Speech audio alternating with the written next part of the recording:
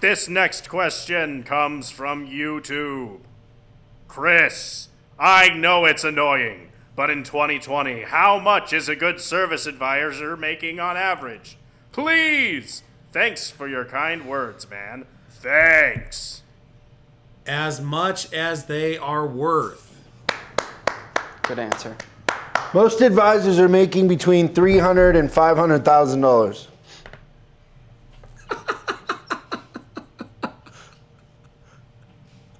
Okay.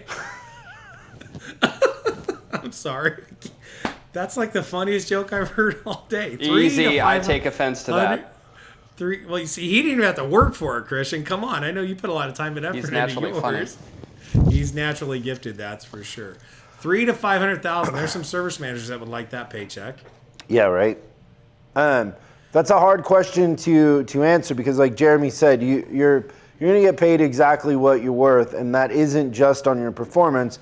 It's also, the place you choose to work and what their pay plan is. So back to kind of what Jeremy was pointing out earlier is if you're an advisor and you're out looking for a job, the first thing you want to do is ask to see the pay plan because, and also ask how often they change the pay plan.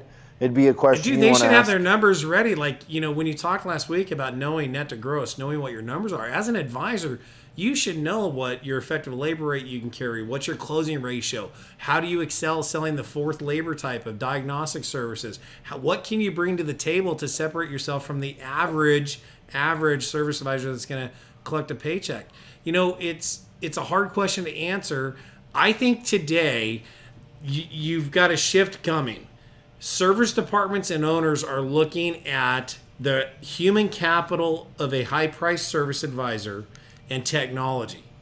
And can our processes start to replace some of the higher-priced advisors? So the high-priced service advisor, if you're not keeping up with the time and changing and shifting and bringing more value, remember, your paycheck is a number that the department heads are going to be looking at, and it could become a pain point. So regardless of what you think you should be making, you got to go out there and earn it every single day.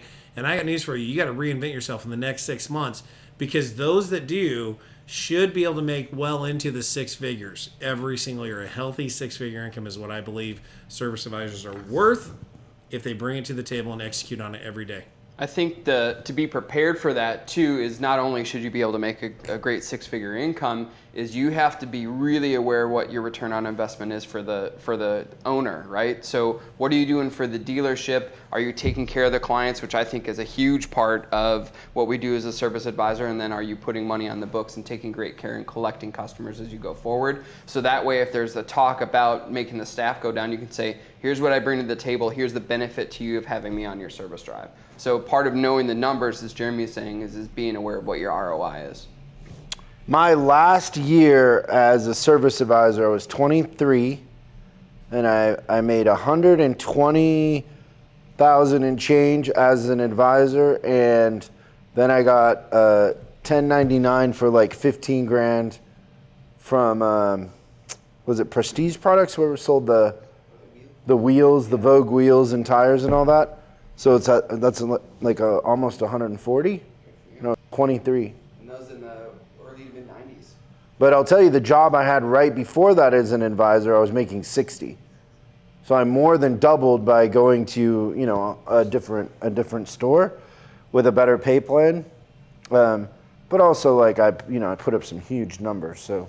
Can I vent real quick just because I think our industry needs to hear this, and I think your numbers are just dead on, Chris. Average advisors make between $50,000 to $60,000 a year. Your high performers do get into that $100,000 range. And with what Christian just said, that inspired me to really want to help advisors create a career path. And understand, Chris talks about this all the time. Stay in one place. Build your clientele.